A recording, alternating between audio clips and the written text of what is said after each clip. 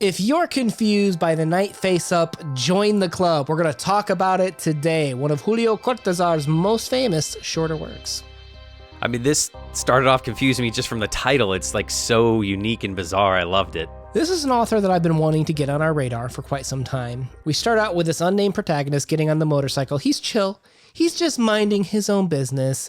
And the drama is, he's about to hit this lady and he tries to avoid her. And we crash and we have this fade out, right? Like, oh, okay, that's pretty, attention grabbing. Yeah. Rush him to the local pharmacy, and then he gets to the hospital and he sees a doctor like approaching him with something gleaming in his hand. And we pass out. And that's when we enter into the Aztec world where... Wait, what? I'm like, oh, is this a vision? Is this a dream? Like, oh my gosh, we're being chased. Like, wow, like this guy has some really lucid and crazy dreams. For sure. This is a lot to take in from an opening. Yeah, I mean, you got to think you're hitting on all sides. You're bombarded with your senses because I feel like Cortazar is giving you sensory overload. And I think that's on purpose because you have the sights, the sounds, the smells. You're getting everything, which is kind of unusual for a story because a lot of authors, they don't use all of the senses in the story. You don't talk about being cold and hungry and smelling something and hot, and that doesn't happen. So you have this sensory overload, and then you have modern times, and then warping back 500 years to Aztec times. You're confused is just as much as the unnamed narrator as well. And I think that's all intentional as we go through this story. For sure, I think that the transitions are unforgiving, right? You got to be on your toes. But what is this frame narrative? We open up in the modern world with a modern problem, getting a modern solution, right? In terms of the crash, getting rushed to the hospital. You've got camaraderie, people trying to help him out. What is this frame narrative set the tone for when we go into this Aztec world where we're trying to follow this trail and are being a manhunt, a war? Like, what do you think the purpose of this frame narrative is? I think it's taking these two different spaces or two different times and setting them up that idea that we've seen in many, many pop culture movies and shows of that dream within a dream. How lucid is the reality that you know? And I think that framing it with these two different timelines is setting you up for confusion on purpose. Have you looked at the story in a bubble between the two timelines? Like if you take just the modern world, okay, so like after the parts that we've discussed so far, we get woken up by our bro Dizzle next to us telling us that we're having a crazy dream. He tells us that we need some food and that it's the night terrors and stuff like that. Not a lot happening in the modern world, I'd say. Like after this initial shock, we're kind of just recovering.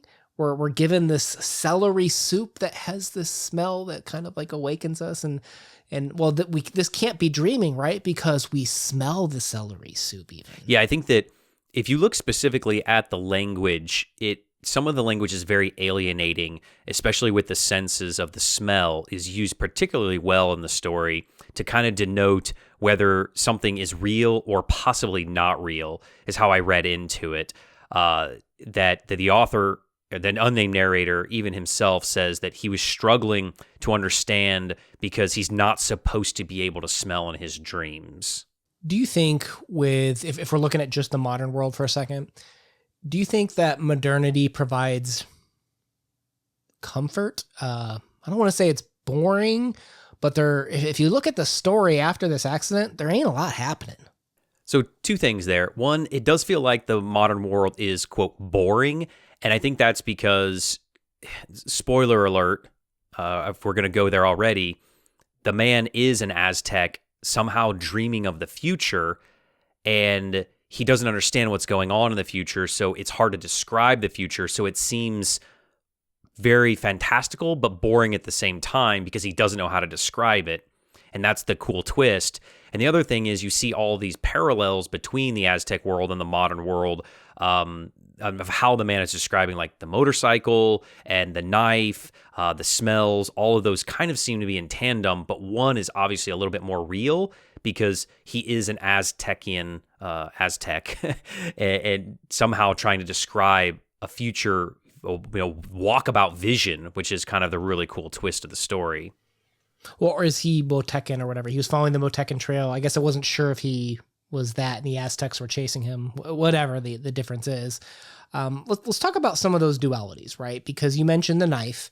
So one, kind of in the middle, you have him using a knife to kill, to stab this attacker, if you will. And if you look in the modern world, his tool is the motorcycle, and it's this weird attempt to not kill, to try to save himself from this accident with the motorcycle. So even the modern world has like this sense of safety, protection, healing, while the Aztec world has more of this murder, kill or be killed type of atmosphere. If you look at the opening, you had the surgeon approach him with a scalpel, like something gleaming in his right hand. And at the end, it's the knife that's going to take his life, right? So again, like the safety and healing of the knife in the modern world versus the aggressive usages of murdering in the Aztec world. Yeah, so I think maybe a couple of good words to say that the modern world is soft and the old world is savage. And some of the adjectives kind of lend itself to that way as well. And I love this quote where it says, he tried to fix the moment of the accident exactly, and it got him very angry to notice that there was a void there, an emptiness he could not manage to fill. And I think that, to me, brought home the whole point of the story is that we're all untrustworthy narrators in our own minds of our own histories, and that you try to latch on to the history of your past or your future or your visions, your dreams. And sometimes there's this void and you don't know how to fill it. And we dream of that future. And this guy is literally dreaming of the future, but it doesn't matter because he doesn't understand it. So you should be more happy or be more concerned with the present, like he should have been, because then maybe he wouldn't be killed is kind of how I took, like, the moral of the story is what I got out of it. I wonder when we talk about how he... when he's getting ready to be sacrificed at the end, I think brutality is more the word I would describe the Aztec world. It's not safe for anyone. Yes. He wants comfort, I would say, because if you remember, he's like, I want to dream of this world of like the ceiling. And again, he, on the altar, which way is he facing? He's facing up because he's looking at the stars, the night face up. And then again, when he's in the hospital in the modern world, he's laying on his back looking up at this unfamiliar ceiling, right? And if you remember also, like when he got pulled up in the modern world, he had like the broken right arm, like he squealed when he got pulled up.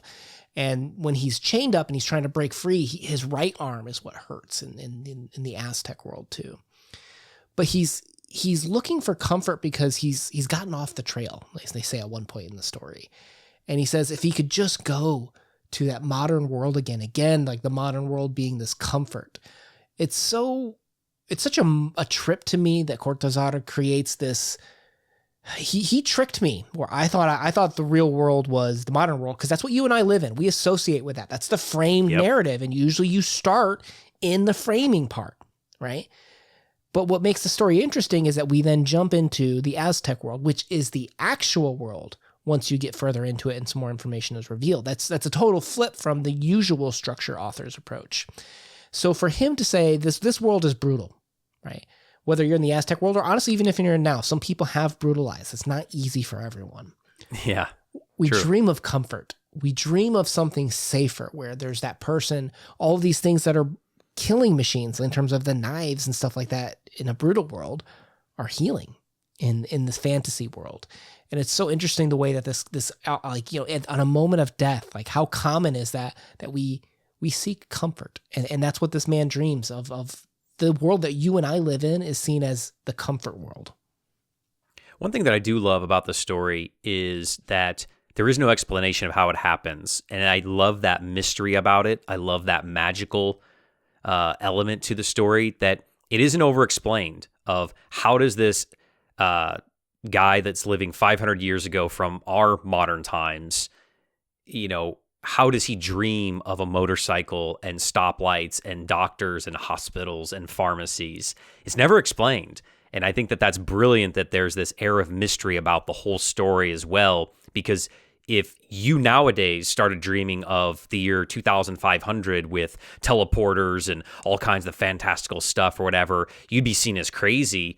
But how would you have gained that power? And I love that it's never actually explained. It's a really cool story. I think there's a lot of modern twists on this story as well, with the dream within a dream. This is the one time I kind of figured this one out, because they gave you the little bit of the clue of the Aztec verbiage before at the very beginning. So I don't know if the frame narrative does start with the modern world, because there is that line at the very beginning of the Aztecian wording. Oh, you mean like in terms of like the epigraph, you view that as like the starting point as opposed to like the before narrative section. I can see that. That's I just kind of took it as kind of like, you know, how sometimes like they give you the clue as to where they're going to go with the story. Yeah. Maybe my mistake was a benefit this time. Well, I'm not saying it was a mistake. I think this is a story that is specifically crafted to try to blur the lines between reality and fantasy. This is definitely a story that's not, to your point about not going too far into details, if it had, it would have made that blurring a lot more difficult. I think it was necessary for Cortazar to pull off what he needed to very well in the story. Playlist down below for other Cortazar and other talks. What do you want to see us cover next by him or any other authors? Let us know in the comments down below. My name has been Una. Peace. Peace.